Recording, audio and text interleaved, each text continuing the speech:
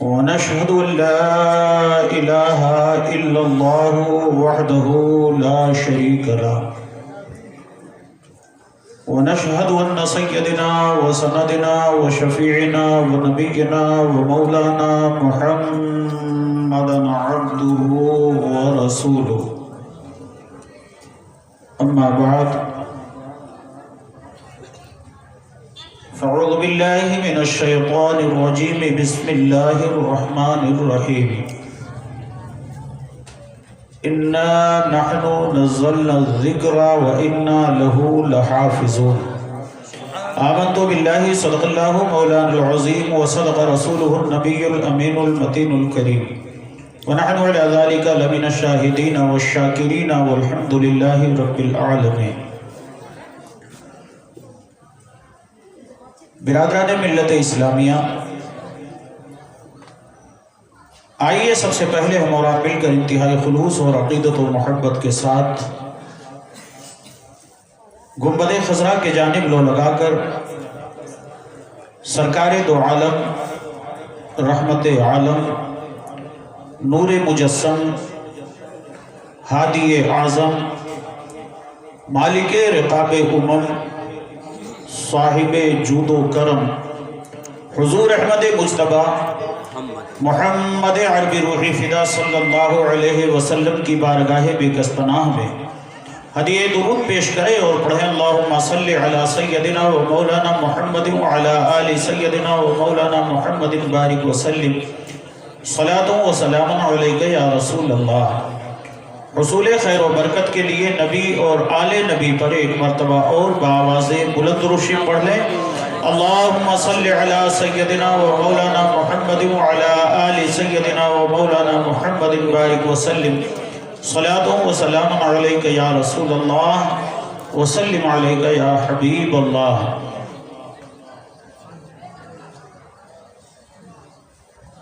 طور سینہ پہ چمکا جو نور نبی،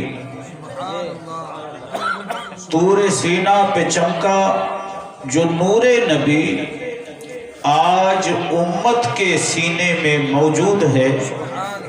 اور تیری جنت مبارک ہو رضواں تجھے، تیری جنت مبارک ہو رضواں تجھے، میری جنت مدینے میں موجود ہے. سبحان اللہ سبحان اللہ. طور سینہ پہ چمکا جو نور نبی، آج امت کے سینے میں موجود ہے. تیری جنت مبارک ہو رضواں تجھے، میری جنت مدینے میں موجود ہے.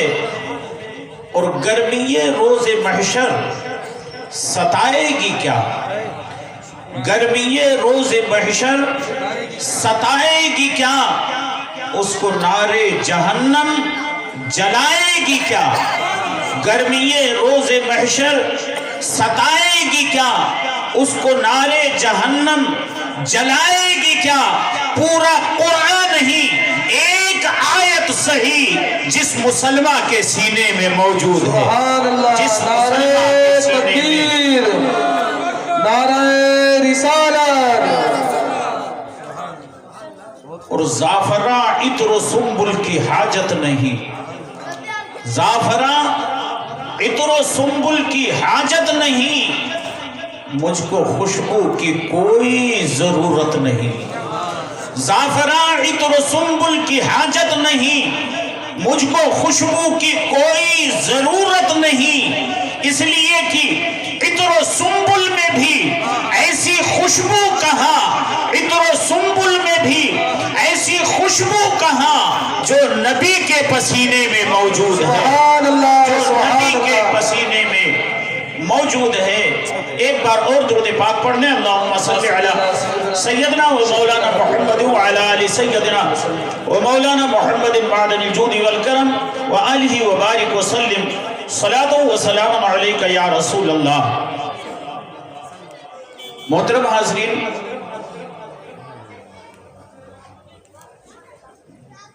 اللہ تبارک و تعالیٰ نے انبیاء و مرسلین کے اوپر اپنے بہت سے احکامات نازل فرمائے.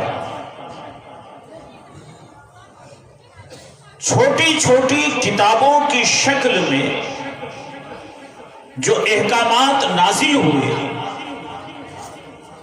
انہیں صحیفہ کہا جاتا ہے، اور 4 بڑی بڑی آسمانی کتابیں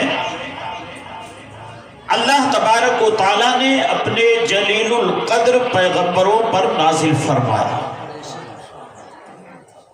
حضرت موسیٰ علی نبینا علیہ الصلاۃ والتسلیم پر توریت جیسی عظیم الشان کتاب کو نازل فرمایا۔ حضرت عیسیٰ علی نبینا علیہ الصلاۃ والتسلیم پر انجیل جیسی عظیم الشان کتاب کو نازل فرمایا۔ حضرت داؤد علیہ السلام پر زبور جیسی عظیم الشان کتاب کو نازل فرمایا۔ مگر توریت کے حفاظت کی ذمہ داری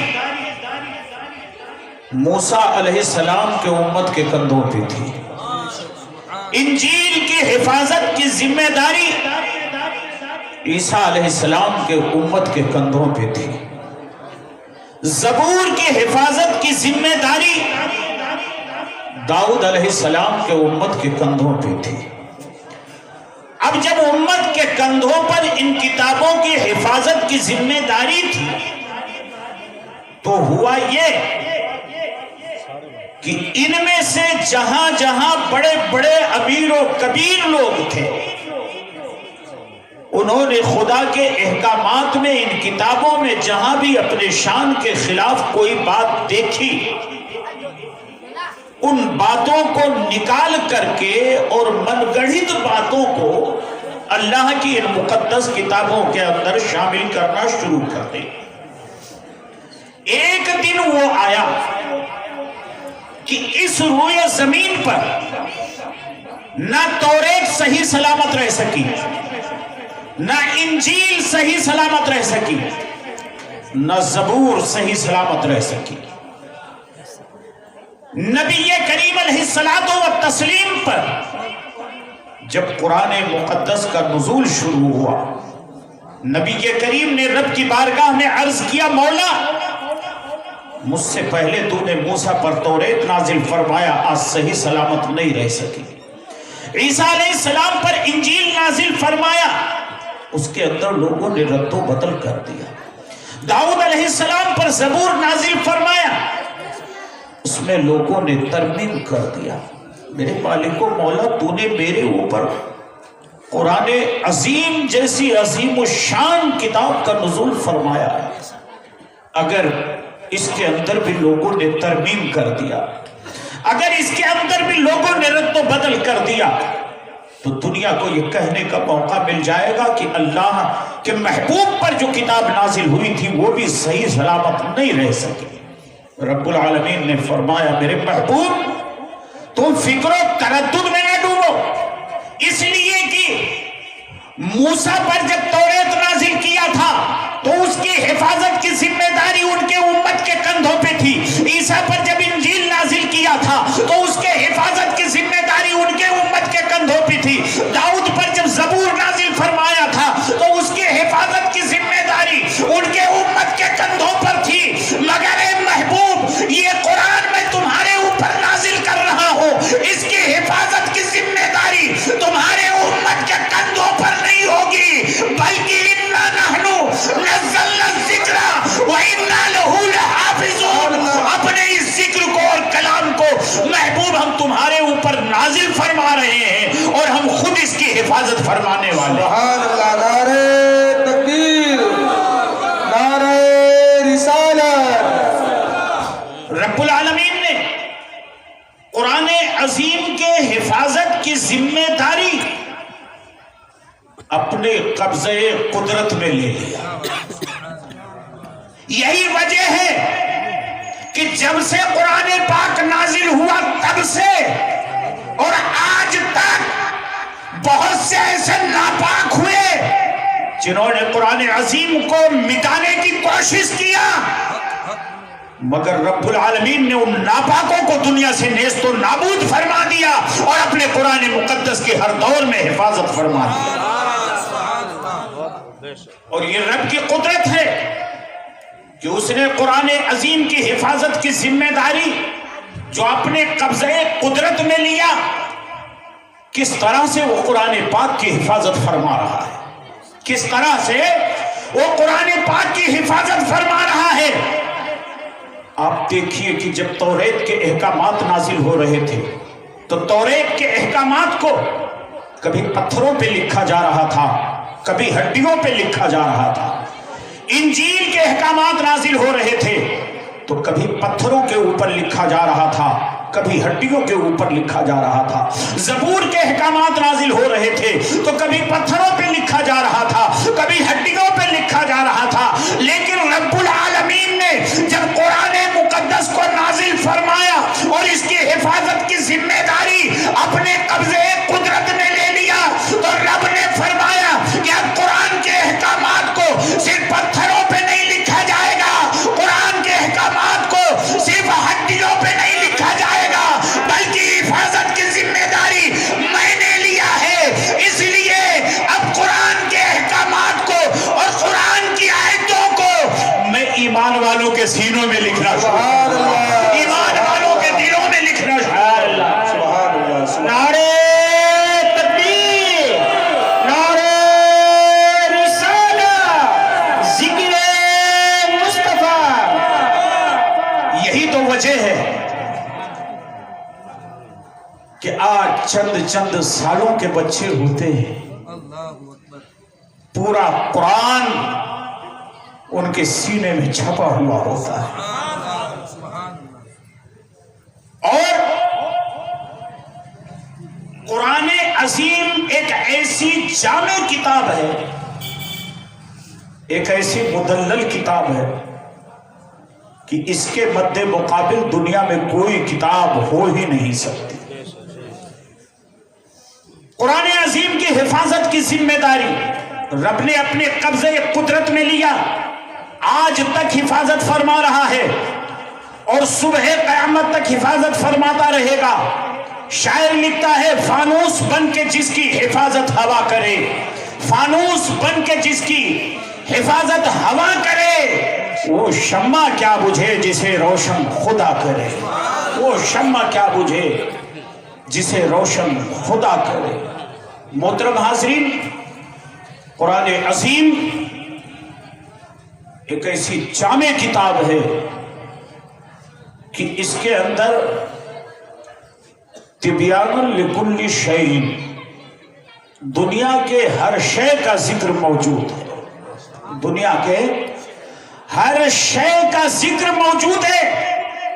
اور ایسی برکت والی کتاب ہے کہ اگر اس زمین پہ بیٹھ کر کے کوئی قرآن عظیم کی تلاوت کرتا ہے تو آسمان سے رحمت کے فرشتے اس تلاوت کو سننے کے لیے نازل ہوا کرتے ہیں۔ قرآن عظیم ایک ایسی جامع کتاب ہے کہ اس کے ہر حکم کے اوپر ہمیں عمل کرنے کی کوشش کرنا چاہیے، اس لیے کہ قرآن عظیم ہماری ہدایت کے لیے آیا ہے، ہماری رہنمائی کے لیے آیا ہے۔ قرآن عظیم پڑھو اور قرآن عظیم کے احکامات پر عمل کرنے کی کوشش کرو۔ جگہ جگہ قرآن عظیم کے اندر نماز کا حکم آیا ہے، جگہ جگہ قرآن عظیم کے اندر والدین کی خدمت کا حکم آیا ہے۔ آج ہم اور آپ خدا کی عبادتوں سے کتنا دور ہو چکے کہ آج اسی عبادت سے دوری کی بنا پر آج جگہ جگہ ہم ذلیل و خوار ہوتے ہوئے نظر آ رہے ہیں۔ اسی عبادت سے دوری کی بنا پر آج خدا کی رحمتیں وہ برکتیں ہم سے ٹوٹ چکی ہیں۔ آج ہر انسان یہ شکوہ کرتا ہے کہ مجھے کامیابی نہیں ملتی، مجھے کامیابی نہیں ملتی۔ کامیابی کا کوئی قصور نہیں ہے پیارے، کہ ہماری اور آپ کی غلطی ہے کہ کامیابی کی طرف ہم اپنے قدموں کو بڑھا کر کے نہیں چاہتے۔ دنیا کے اندر کوئی ایسی تنظیم اور کوئی ایسی سوسائٹی نہیں جو ہمارے اور آپ کے زندگی کے کامیابی کی گارنٹی لے سکے، مگر جہاں آج اس روئے زمین پر خدا کے گھر ہیں، جہاں مسجدیں ہیں، وہاں سے 5 وقت آواز آتی ہے، حی علی الفلاح، حی علی الفلاح، آؤ کامیابی کی طرف، آؤ کامیابی کی طرف۔ مگر کامیابی کی طرف اپنے قدموں کو بڑھا کر کے ہم خود ہی نہیں جاتے، اور پھر کہتے ہیں کہ ہمیں کامیابی نہیں ملتی۔ مسلمانوں، خدا کے واسطے نمازوں کی پابندی کرو، اپنے سجدوں سے خدا کے گھروں کو آباد کرو، پیشانیوں کو خدا کی بارگاہ میں جھکانا شروع کرو، اور جب ہماری پیشانیاں خدا کی بارگاہ میں جھکنے لگیں گی تو رب العالمین کبھی ان پیشانیوں کو دنیا کے کسی بھی طاقت اور قوت کے آگے جھکنے نہیں دے گا۔ اس لیے